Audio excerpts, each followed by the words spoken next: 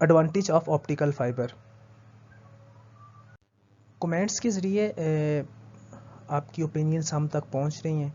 कुछ ऐसी चीज़ें जो ऑप्टिकल फाइबर कम्युनिकेशंस इस मतलब पूरे कोर्स में स्किप हो गई हैं, जो आपकी रिक्वायरमेंट है। मेक श्योर कि उनके ऊपर भी वीडियो बनाई जाएगी। और अभी हम बात करते हैं एडवांटेज। तो जो सबसे बड़ा एडवांटेज है टेली कम्युनिकेशन के अंदर के लॉन्ग डिस्टेंस कम्युनिकेशन कवरेज, ये हमें जो ऑप्टिकल फाइबर की ही मदद से पॉसिबल हुआ है कि हम लॉन्ग डिस्टेंस कम्युनिकेशन कर पा रहे हैं। तो इसमें ये होता है कि हम जो लॉन्ग डिस्टेंस कम्युनिकेशन करते हैं 100 अबव किलोमीटर, तो ये सब कुछ ऑप्टिकल फाइबर की ही बदौलत पॉसिबल हुआ है।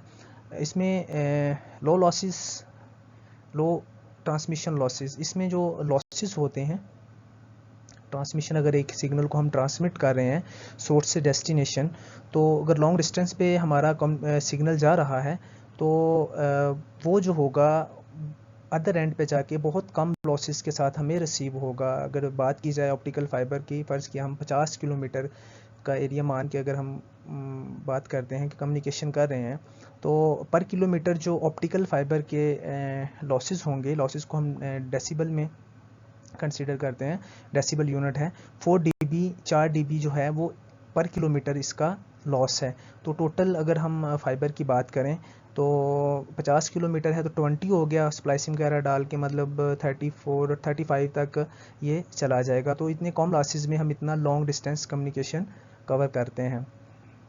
ह्यूज पोटेंशियल बैंडविड्थ, ये हमें हाई बैंडविड्थ प्रोवाइड करता है, क्योंकि ऑप्टिकल फाइबर के अंदर जो हमारा सिग्नल होता है वो लाइट की फॉर्म में ट्रैवल करता है। मींस के जो ऑप्टिकल फाइबर में लाइट ट्रैवल करती है, तो लाइट की जो फ्रीक्वेंसी होती है वो काफ़ी हाई होती है, अराउंड टू 10⁻14 हर्ट्स। तो ये हमें इतनी हाई बैंडविड्थ जो है वो लाइट की इंटेंसिटी और इसकी फ्रीक्वेंसी, हाई फ्रीक्वेंसी की ही वजह से ही मिलती है। स्मॉल साइज़, इसका जो साइज़ है वो बहुत ही स्मॉल होता है।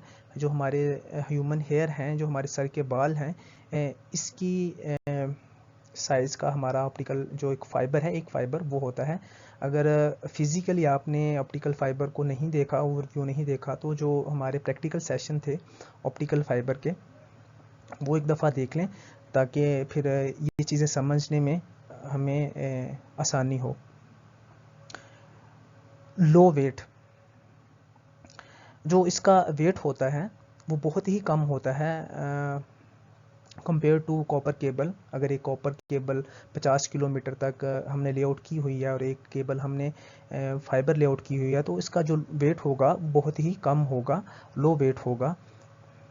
इसलिए इसको कैरी करना, लेआउट करना डिफ़िकल्ट तो है लेकिन ईजी है लो वेट की वजह से। हाई फ्लेक्सिबिलिटी, इसके अंदर हाई फ्लेक्सिबिलिटी होती है क्योंकि फ्लेक्सिबल मटेरियल सिलिका के साथ इसको फैब्रिकेट किया जाता है, तो इसको बैंड करना बहुत ही ईजी रहता है। इलेक्ट्रिकल आइसोलेशन, देखें जब हम ऑप्टिकल फाइबर को एक ही ट्यूब के अंदर दो या दो से ज़्यादा फाइबरों को इकट्ठा रखते हैं तो इट इज़ नॉट हाजर्ड, मीन्स के कोई इलेक्ट्रिक शॉक क्रिएट नहीं करेगा, शॉर्ट सर्किट नहीं हमारा होगा। क्योंकि जब अमूमन ये होता है कि जो हमारे कॉपर वायर हैं, इनको जब आपस में टच करते हैं तो ये शॉर्ट सर्किट होता है, हमें इलेक्ट्रिकल शॉक लगने का ख़दशा होता है।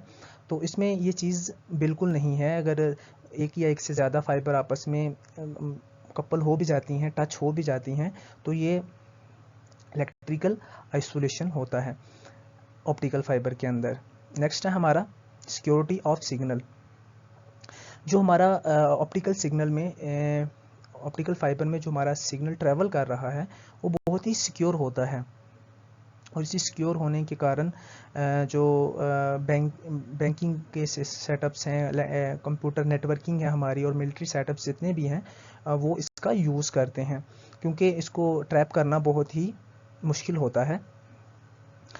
नो क्रॉस टॉकिंग, इसमें क्रॉस टॉकिंग नहीं होती क्योंकि इसमें जो है लाइट ट्रैवल करती है, the light wave propagate along the fibre, इसमें लाइट ट्रैवल करती है, are completely trapped within the fibre and can not leak out. इसमें जो हमारा सिग्नल होता है लाइट की फॉर्म में ट्रैवल करता है तो वो टोटल कोर के अंदर प्रोपोगेट करता है, वो लीक आउट नहीं हो सकता।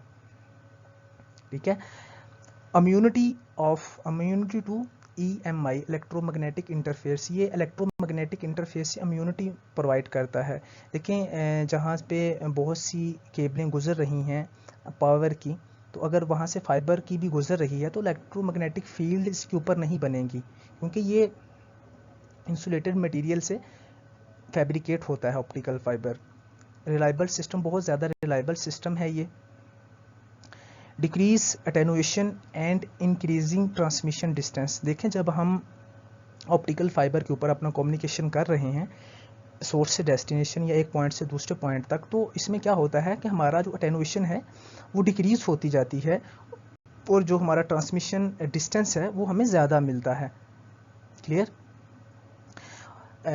कैरी डिजिटल सिग्नल, क्योंकि ऑप्टिकल फाइबर के अंदर हम डिजिटल ट्रांसमिशन करते हैं, एनालॉग से डिजिटल मॉड्यूलेशन करके हम डिजिटल सिग्नल को ट्रांसमिट करते हैं ऑप्टिकल फाइबर के ऊपर, तो इसलिए ये डिजिटल सिग्नल्स को कैरी करता है।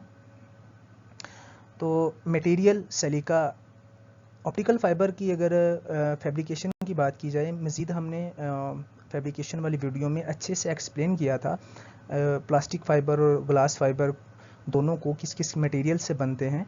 तो जो इसके लिए रॉ मटेरियल है ऑप्टिकल फाइबर के लिए, ग्लास फाइबर के लिए, वो हम सिलिका यूज़ करते हैं, इंसुलेटेड मटेरियल होता है।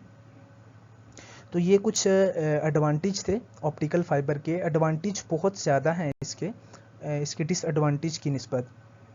तो अभी हम बात करते हैं इसके डिसएडवांटेज के ऊपर।